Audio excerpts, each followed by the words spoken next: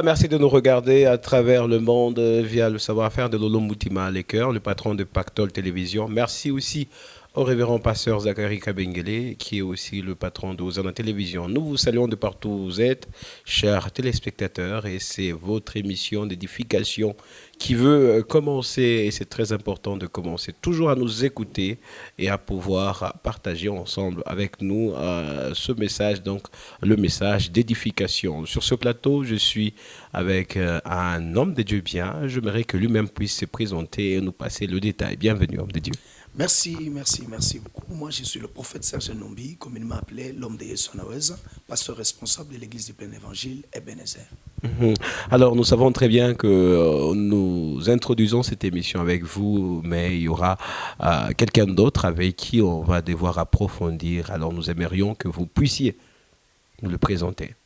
Effectivement, c'est une émission qui est sérieusement suivie dans la vie de Lubumbashi, mais vu la période à laquelle l'Église est en train de traverser, ce qui veut dire le moment de la Pentecôte, j'aurais souhaité que ce soit mon père, toute la ville de Lubumbashi nous voit souvent avec vous, j'aurais souhaité que ce soit mon père, le bishop Jephté Malango, qui puisse parler au peuple de Lubumbashi sur les mystères, par exemple, du Saint-Esprit, la petite confusion qui existe sur le nom de Jésus-Christ.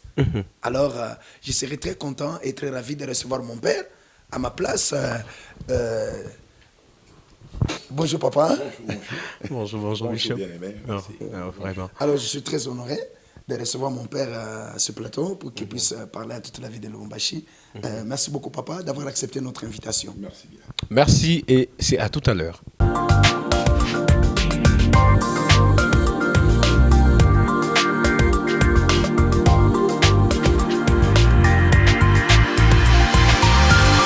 Bonjour Bishop et bienvenue dans cette émission. Bonjour bien-aimé. Nous sommes très ravis, c'est pour moi la première fois de vous recevoir dans cette émission. Pour ceux qui ne vous connaissent pas, dites-nous ce que vous êtes.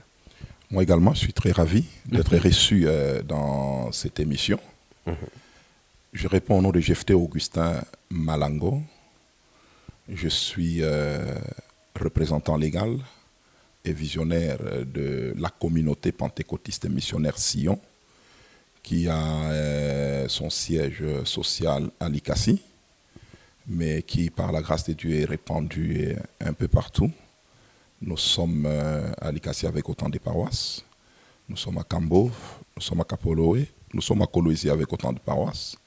Nous sommes à Lubumbashi avec autant de paroisses, Kasumbalé, Zambie, et nous sommes en Afrique du Sud, nous sommes à Kinshasa, et bientôt le Canada par la grâce de Dieu. Amen. Si j'ai une bonne prêche, c'était le pasteur Ngali Mouledi qui était à Likasi, c'est ça? Oui, il était l'un de mes assistants à Likasi. J'en avais deux, il y avait les pasteurs Boni Barouani et Ngali, pendant que je faisais la mission en Afrique du Sud. Ok, vous êtes le père de plusieurs, en l'occurrence le révérend pasteur Yesua Naweza. Oui, j'ai beaucoup d'enfants qui m'honorent déjà. Et il y a le prophète Serge Nombi, il y a le pasteur David Mboumbe qui représente notre église ici. Il y a le pasteur Jonathan Moulaji qui est en mission au Canada pour ouvrir une branche de l'autre côté, de Kinshasa. Il y a autant de pasteurs. La représentation légale, vous ne trouvez pas que c'est un fardeau, une charge, parce qu'il y a tellement beaucoup de gens que vous êtes en train de diriger. C'est une gestion de ressources humaines. Comment vous parvenez un peu à faire cette part de choses? C'est un appel, hein? C'est un appel, on a répondu à un appel de Dieu, alors obligé de le faire, on s'est battu à 1000 morceaux. Et jusque-là, comme on est full-time, donc on ne fait que l'œuvre de Dieu, ce qui fait que ça marche. Parlez-nous un peu de votre historique, comment vous êtes parvenu à rencontrer le Seigneur. Je sais que vous avez un grand parcours, il y a eu des déclics, alors comment ça a été? Je suis venu au Seigneur il y a très longtemps, en 1981, dans le cadre de la Ligue pour la lecture de la Bible. Un de mes grands frères était ligueur, il m'a intéressé et je suis allé, et là j'ai donné ma vie au Seigneur. Et depuis 1981 jusqu'à aujourd'hui, on a cheminé ensemble avec le Seigneur. C'était à Likasi. C'était à Likasi, moi je suis un natif de Likasi. Je suis né à Likasi, grandi là-bas, je me suis converti là-bas, je me suis marié là-bas. Lubumbashi, c'est ma ville estudiantine. Quand j'étais à l'Unilou, alors j'ai fait Lubumbashi. Quand j'ai fini, alors je suis rentré à l'IGACI pour faire le Vous travail. avez fini en quelle faculté déjà? J'étais en sociologie et anthropologie. Sociologie, anthropologie, donc il y a un enchevêtrement avec la théologie.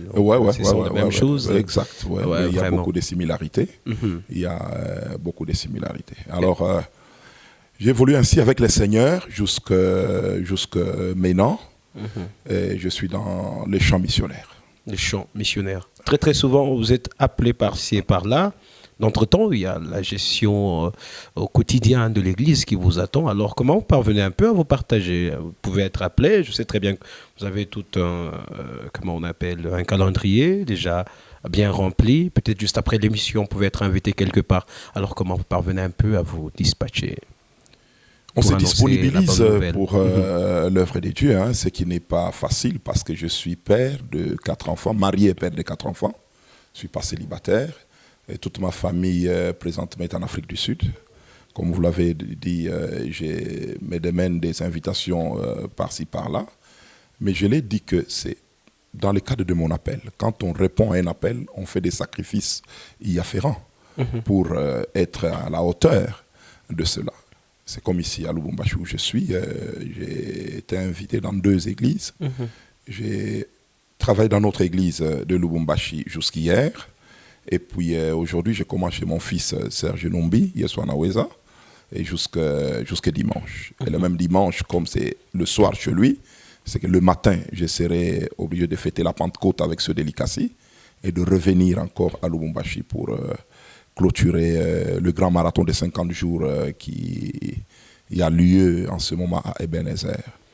Alors, c'est Dieu qui nous fortifie, passant par sa grâce et par son esprit. Le Saint-Esprit nous soutient, alors on répond aux invitations ça et là par la grâce de Dieu. Sociologiquement, vous êtes un homme public, donc vous êtes connu par tout le monde. Vous sortez, vous prêchez la parole à la maison, c'est vrai, mais vous n'êtes pas tout le temps. Alors comment vous parvenez un peu à le faire, vous en tant que père de famille, peut-être les enfants, via les 30 jours du mois, ils ne vous voient pas. Alors par rapport à l'affection, comment vous parvenez un peu à leur transmettre cela?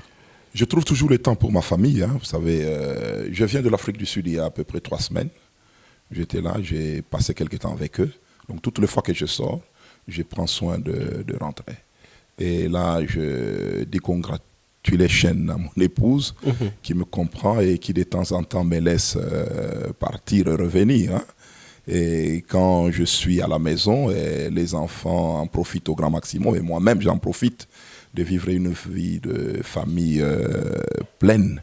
Donc je vis pleinement une vie de ma famille. Quand bien même à Djobourg où nous avons encore une paroisse. Quand je viens, ils en profitent aussi. Donc on trouve toujours le temps. Et puis ma famille, c'est une famille aussi missionnaire. Et nous sommes sur les champs missionnaires avec elle. Alors nous nous comprenons. Et nous évoluons comme ça. Il y a un marathon de prière qui est organisé à l'église Yeswana Weza avec le prophète Serge Numbi. C'est ça même la présence du bishop ici, le représentant légal pour le camp d'abord. Moi je parle pour le camp de Yeswana Weza. Et d'ailleurs, on a eu à échanger ensemble avec le pasteur Serge, le prophète Serge. Et il m'a dit que c'est très important que nous puissions éclairer l'audimat sur cette thématique. Le Saint-Esprit. Alors, je ne sais pas, vous avez une expérience, si on peut commencer de manière étymologique et puis de manière biblique, illustrer le Saint-Esprit. Qu'est-ce exactement? Ok, avant de parler du Saint-Esprit, je parle d'abord de l'action que nous menons à Ebenezer, le marathon de 50 jours qui a comme thème glorifie ton nom. Père, glorifie ton nom. Je l'ai glorifié et je le glorifierai encore. Donc là, nous parlons du nom des dieux qui pose polémique actuellement. Vous savez, dans toute la Bible, dans le Nouveau Testament, le nom des dieux n'a pas été cité. Jésus parlait du nom des dieux, à mon nom, nom des dieux, mais sans les citer. Au juste, c'est quel nom? C'est Siyama fait. Pour nous montrer certaines réalités et certaines vérités en rapport avec les noms. Il y en a qui disent c'est Yahweh, il y en a qui disent c'est Jéhovah, il y en a qui disent c'est ceci et cela et tout ça. Alors, il a dit, Père, glorifie ton nom. Il a dit, je l'ai glorifié et je les glorifierai encore. Donc le nom de Dieu mérite toute gloire. On doit le glorifier. C'est l'action que nous menons. Je vais expliquer pour tous ceux-là qui nous suivent. Je les invite à venir et à écouter la profondeur de l'enseignement sur la glorification du nom de Dieu.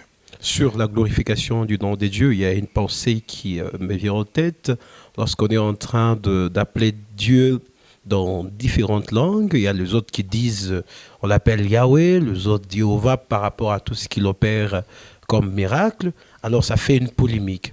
Et vous, personnellement, comment vous parvenez un peu à comprendre? Est-ce c'est en appelant le nom, par exemple, en hébreu que ce nom donne ou accorde une certaine puissance, ou c'est en l'appelant comme étant Dieu que ça peut nécessairement accomplir quelque chose par rapport à cette polémique?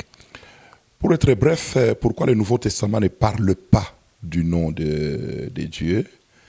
C'est premièrement, d'après moi, l'accent doit être mis sur la relation entre Dieu et la personne que sur les noms, l'étymologie du nom lui-même. Vous comprenez?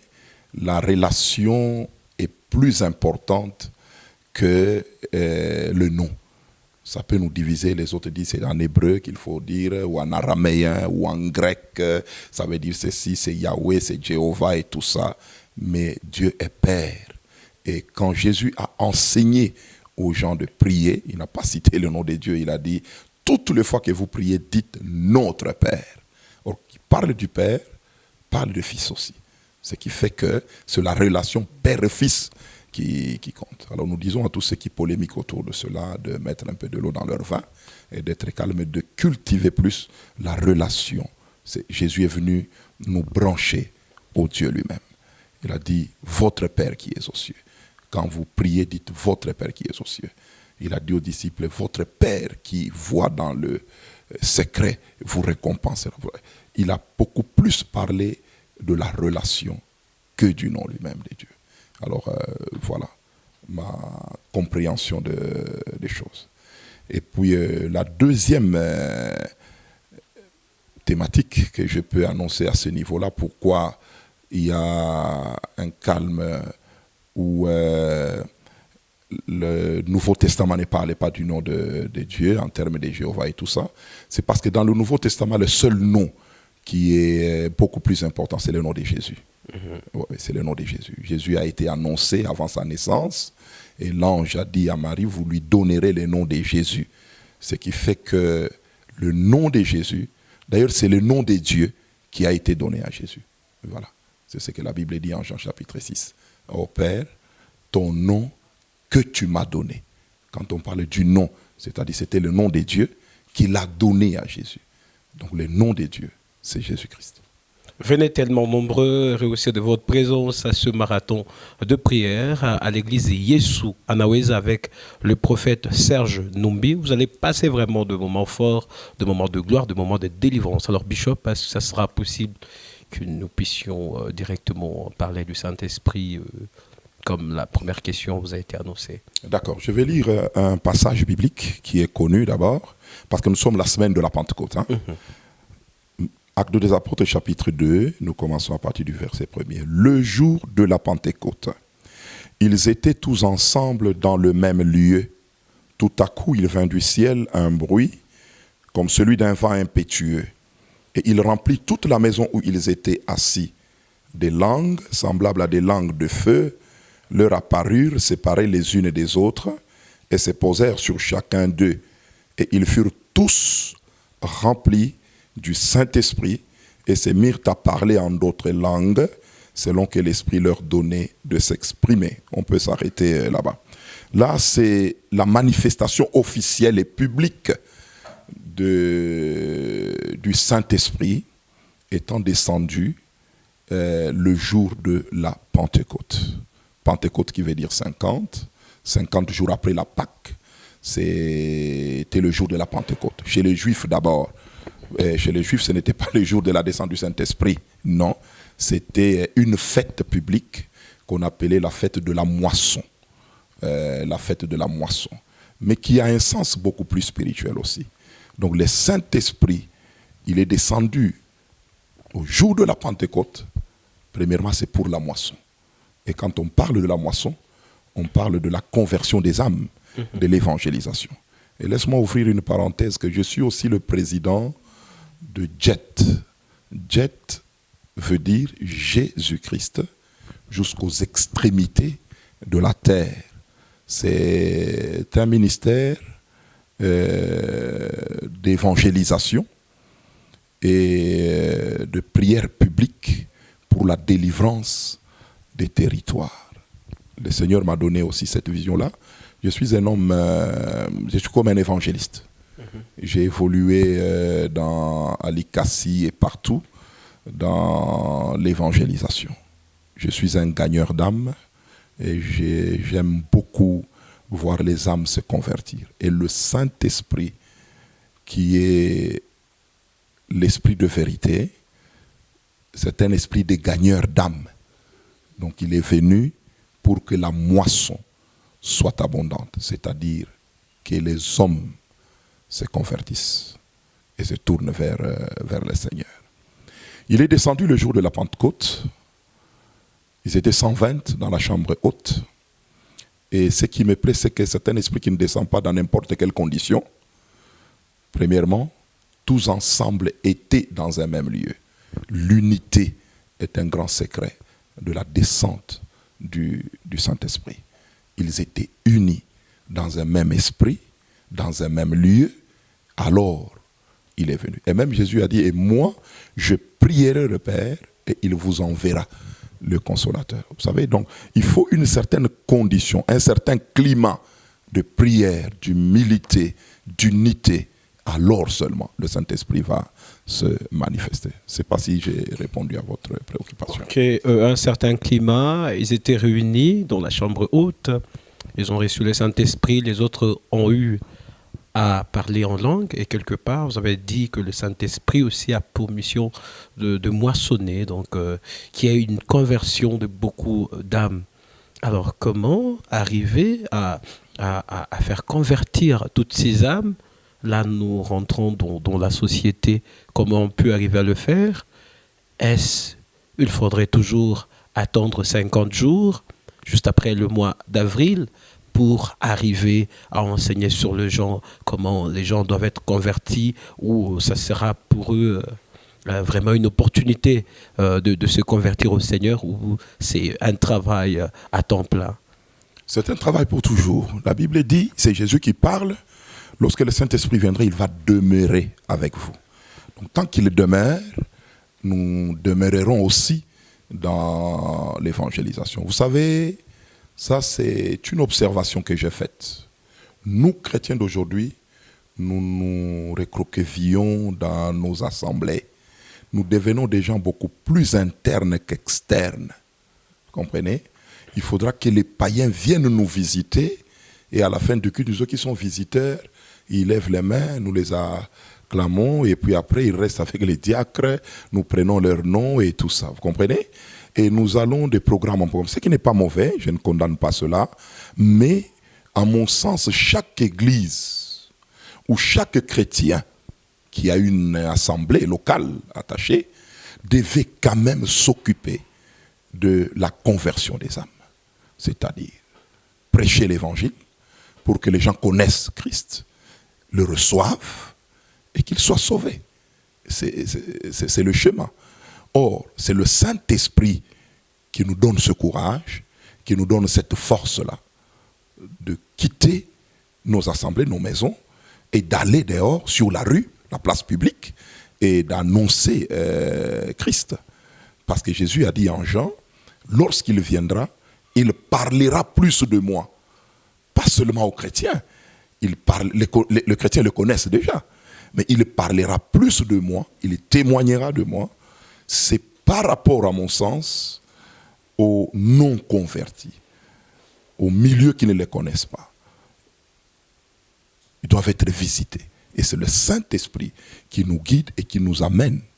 Et d'ailleurs, laisse-moi souligner le fait que, de tous les temps bibliques, il n'y a pas un temps où la parole de Dieu a été publiquement annoncée aux non-croyants qu'à partir de la Pentecôte.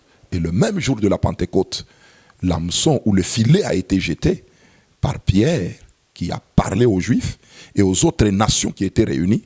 3000 âmes s'étaient converties ce jour-là. Donc, le jour de la venue du Saint-Esprit, le jour de la Pentecôte, il y a eu une conversion de 3000 âmes. C'était une grande moisson. C'est ce qui signifie que c'est un esprit de la moisson. Et c'était la fête de la moisson. Donc, l'esprit de la moisson juive et la moisson spirituelle chrétienne, ça s'est rencontré ce jour-là. Les Juifs fêtaient leur Pentecôte, fête de la moisson, et les chrétiens fêtaient aussi la fête de la moisson parce que la première moisson venait d'être faite de 3000 âmes qui venaient de se convertir, parce que le Saint-Esprit était descendu. Et depuis lors, quand nous lisons les Actes des Apôtres, vous verrez que les apôtres étaient partout. Ils ont quitté même Israël, Jérusalem, Samarie. Ils sont allés jusqu'aux extrémités de la terre pour prêcher. Et c'est ce que le Seigneur avait donné comme recommandation. Vous serez mes témoins lorsque le Saint-Esprit viendra. Vous recevrez une puissance, le Saint-Esprit survenant sur vous, et vous serez mes témoins. Jérusalem, Samarie, jusqu'aux extrémités de la terre. Donc il fallait que lui vienne pour que nous soyons véritablement des témoins de Christ. Et vous savez que ce sont des témoins par rapport plus à l'extérieur qu'à l'intérieur. Vous comprenez? Quand il parle de Samarie, de Jérusalem, de Samarie jusqu'aux extrémités de la terre, c'est une façon de conquérir le monde non croyant. C'est ça le sens aussi de la venue du Saint-Esprit. Mais que nous, chrétiens d'aujourd'hui, nous tous, d'une façon générale, nous enfermons dans nos quatre murs de nos paroisses, de nos églises, nous parlons en langue entre nous, et nous voyons des visions entre nous, nous sommes là, et puis nous attendons encore un autre séminaire, et puis un autre orateur qui viendra nous chauffer que de l'intérieur, alors que nous devons nous intéresser de l'extérieur. Alors, qu'est-ce qui parvient un peu à freiner cette démarche d'aller parvenir à conquérir les âmes à l'extérieur, mais les gens préfèrent beaucoup plus être enfermés en organisant de prières temporaires, de marathons par exemple, par rapport à l'événement, de marathons événementiels. Et or, nous sommes censés être de témoins et nous devons aller conquérir toutes ces âmes. Mais je me pose un peu la question, qu'est-ce qui parvient à empêcher aux évangélistes et aux apôtres que vous êtes d'aller gagner les âmes? C'est suite à quoi, or, ils ont la puissance du Saint-Esprit. Alors, qu'est-ce qui est à la base un petit peu de ce freinage?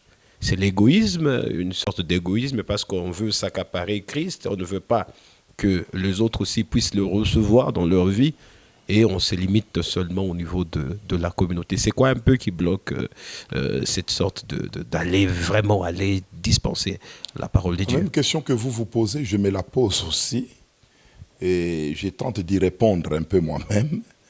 Et je trouve aussi quelques éléments de réponse dans ce que vous venez de dire, hein. L'égoïsme, par exemple.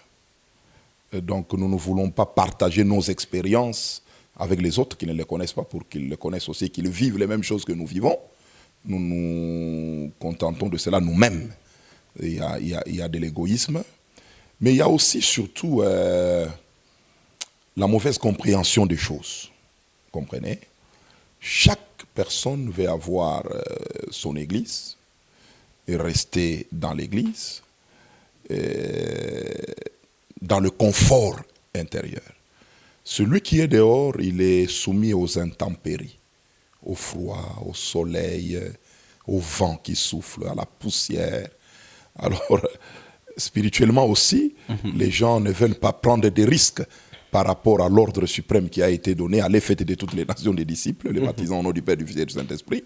Alors, nous sommes dans le confort intérieur où c'est bon de chanter, d'adorer, il y a des offrandes qui vont venir, il y a les dîmes que nous allons manger.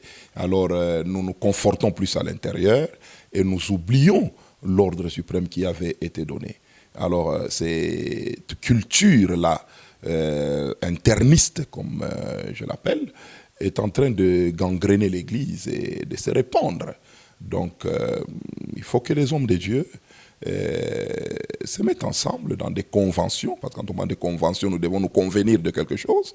C'est aussi un thème à exploiter dans nos conventions pour que nous remettons quand même certaines choses en question. Hein. Peut-être que nous n'allons pas dans la direction voulue par Dieu ou dans le sens voulu par Dieu et que nous devons refaire un peu certaines choses. Il faut que les hommes de Dieu puissent se mettre ensemble. C'est une taquinerie. Alors, comment se fait-il que tous nous avons reçu le même esprit, l'esprit qui nous guide, mais il s'avère aujourd'hui, nous nous retrouvons chacun avec sa communauté et ça va même loin. Hein. Nous avons notre zone de confort, nous avons créé un groupe d'amis, c'est-à-dire lorsque nous nous retrouvons par exemple 5 pasteurs, nous entretenons très bien de relations. À chaque fois qu'il y a convention, à chaque fois qu'il y a marathon, j'invite seulement les gens de mon sillage. Or, nous devons nous mettre ensemble parce que c'est le même esprit. Nous avons vu Pierre, le jour de la Pentecôte, lorsqu'il a annoncé la bonne nouvelle, 3000 âmes sont venues au Seigneur. Mais aujourd'hui, nous nous rendons compte que c'est toujours un peu de groupuscule. On est toujours on est en train de s'inviter par rapport à nos relations et tout ça. Alors, qu'est-ce qui crée un peu cette division? C'est quoi le problème? Nous avons tous reçu le même esprit. Mais pourquoi essayer d'évoluer ou de marcher de manière éparpillée? C'est quoi un peu le problème? Bon, disons que dans la question que vous venez de soulever, il y a 2 aspects. Vous venez de parler d'un côté des lobbies qui se forment au milieu des serviteurs de Dieu, s'invitant entre eux et tout ça. Et puis de l'autre côté, vous venez de parler de la mission même, l'évangélisation par le Saint-Esprit. Alors, dans la première partie de votre préoccupation, la division, les lobbies qui se forment, ça c'est une culture que nous avons laissé pénétrer dans nos assemblées, où nous ne cherchons même pas les compétences, hein. Nous ne cherchons pas les grâces en quelque sorte. Vous comprenez? Inviter tel parce qu'il a telle grâce, je trouve que dans mon église, il faudra que quelqu'un vienne impacter avec telle grâce dans l'église et aller les chercher et venir. Mais nous avons créé que des amis, même si l'ami n'a rien, comme c'est un ami qui vient prêcher. Vous comprenez? Alors, c'est une façon de priver le peuple de Dieu que nous dirigeons de certaines grâces. Parce que chez nous, dans l'église, nous n'avons pas toutes les grâces. D'autres ont les grâces, il nous faudra les chercher. Ils ne sont peut-être pas amis comme tels, mais on doit les chercher. Mais j'ai aussi trouvé que la crainte de certains pasteurs qui les encouragent à former des lobbies, ce sont des déceptions. Il y a trop d'abus aussi parmi les serviteurs de Dieu. Donc il y a beaucoup d'infiltrés aussi qui viennent dans le Saint-Esprit. Beaucoup d'abus. Vous invitez quelqu'un, il vient, et ce qu'il enseigne, ce qu'il dit là, il crée des dégâts.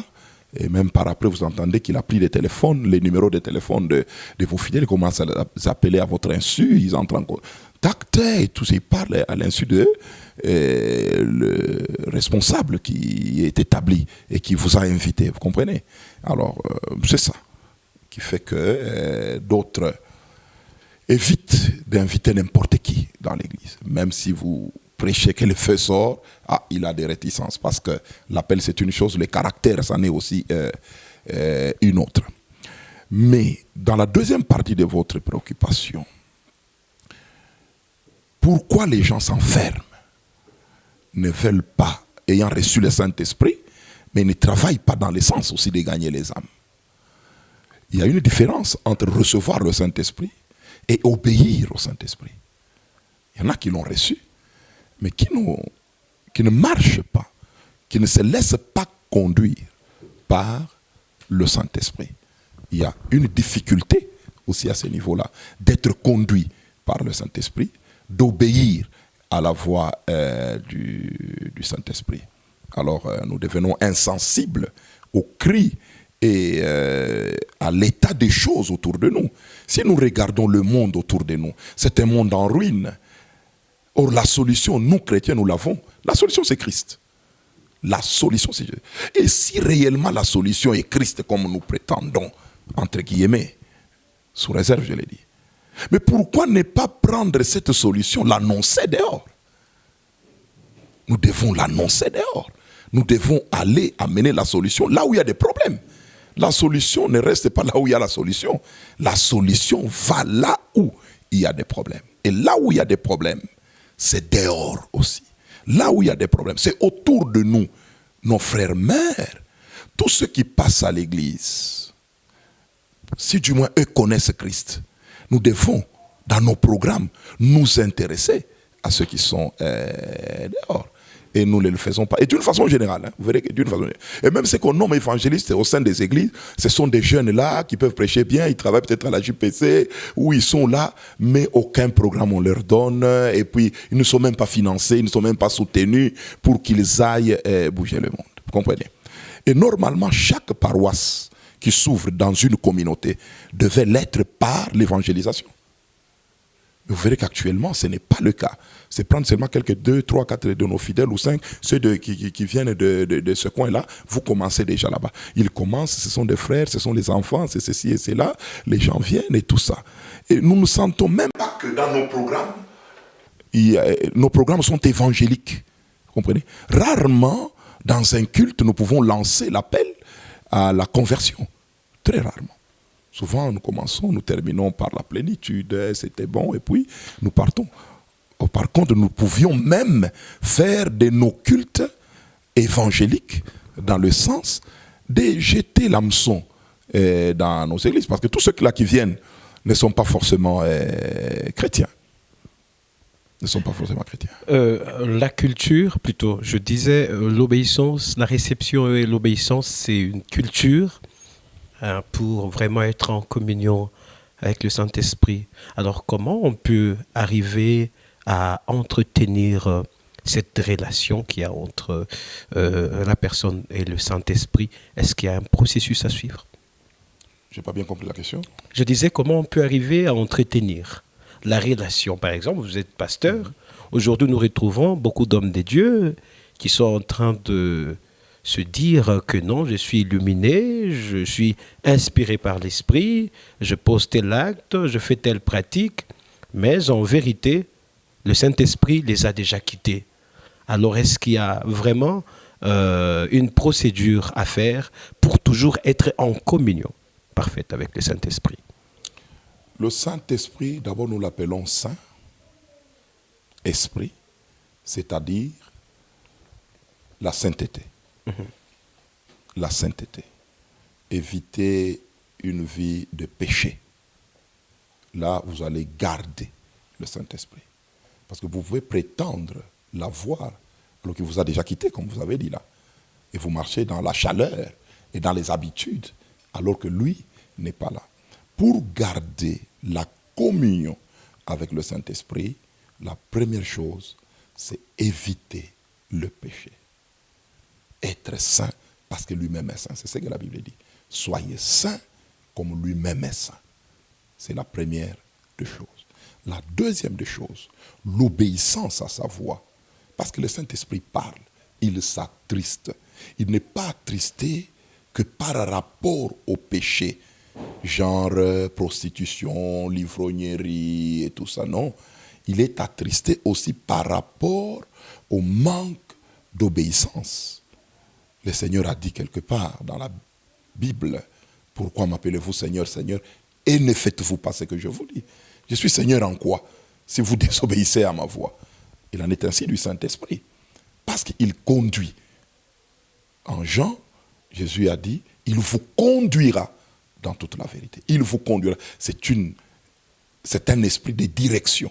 Parce qu'il conduit. C'est par rapport à la direction. Maintenant, si lui vous conduit dans une direction, et que vous vous refusez, il vous laisse aller. Vous n'êtes plus avec lui en ces moments-là, ou dans le cas échéant. Vous comprenez?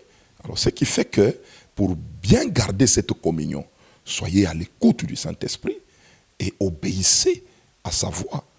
Or, sa voix et sa volonté peuvent être contraires à nos pensées et à notre volonté. Alors, c'est là le problème aussi. Si la pensée de Dieu ou la volonté de Dieu est contraire à ma pensée ou à ma volonté, je suis appelé à laisser ma pensée et à suivre sa pensée. Même si je ne la comprends pas bien, même si je ne la maîtrise pas bien, mais au moins que je puisse y obéir, et alors le résultat sera escompté. Mais dans les cas contraires, il va me laisser, il va partir. Voilà pourquoi la plupart de ceux qui se disent ou qui se font, comprenez, au nom ou sous l'étiquette du Saint-Esprit, nous nous posons la question si c'est le Saint-Esprit. On voit quelqu'un faire des miracles. Et d'ailleurs, par rapport à l'opération de miracle et tout ça, aujourd'hui, au nom du Saint-Esprit, il y a de ceux-là qui parviennent à faire des divinations sur base de l'eau, sur base de l'huile, sur base de vêtements, sur base, voire même de, comment on appelle, des objets d'art, hein, en l'occurrence chaînettes, alliances, etc.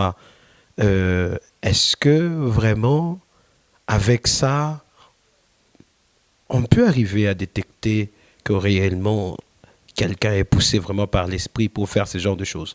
Parce que par exemple, si quelqu'un essaie d'opérer de miracles sur base de l'eau, ça c'est une pratique faite au Moyen-Âge, l'hydromancie. Mais on ramène cela dans l'Église. Ouais. Alors, bon, disons que c'est simple, frère. Le Saint-Esprit n'a pas l'exclusivité des miracles. Donc, il n'y a pas que le Saint-Esprit qui fait des miracles. La Bible le reconnaît. Lorsqu'on parle de l'intrus qui va venir, quand on parle du prophète et de la bête en Apocalypse, ils feront des miracles et des grands miracles. Ce n'est pas par le Saint-Esprit. Ce sont des esprits de démons, des esprits de divination. Alors que j'ai dit, le Saint-Esprit n'a pas l'exclusivité de miracles. Ce qui fait que les chrétiens ne se troublent pas. Si quelqu'un fait des miracles, parce qu'il n'y a pas que le Saint-Esprit qui fait des miracles. Il y a des démons, des esprits des démons qui font aussi des miracles. La Bible le reconnaît. Donc, soyons apaisés. Maintenant, nous devons éprouver l'esprit. S'il y a miracle, oui, mais c'est que l'esprit qui a fait le miracle. C'est ça le problème. C'est ce qui compte. Que Lubumbashi ne se trouve. Je trouve une ville affolée. Les gens courent derrière les miracles et des prophètes. Et celui qui fait même des miracles, vous sentez qu'il a des femmes, 3, 4, 5. Il en a engrossé d'autres. Il en a fait avorter d'autres. Mais il est toujours au nom de Dieu. Business, On tisse un partenariat avec une entreprise et c'est tout un lot de choses qu'on nous apporte. Et au nom de ça, on prie que non, tu dois recevoir. Maintenant, le mal, c'est quoi? Le mal, c'est aussi nous, les vrais. Nous ne nous levons pas pour condamner unanimement cela. Nous laissons faire les choses. Vous comprenez? Bon, s'il y a quelqu'un, par exemple à Lubumbashi, quelqu'un vient avec des pratiques qui ne sont pas bibliques. Alors si quelqu'un fait du business et que nous laissons faire, c'est là le problème. Nous devrions nous lever et condamner unanimement. Ça devait inspirer les autres. Ça devait décourager aussi les autres. Ça, c'est une chose. Mais une autre chose, c'est les temps. Il a été dit que, avant l'arrivée du Seigneur, il s'élèvera des faux prophètes. Pas un seul faux prophète, mais des faux prophètes. Ils sont nombreux.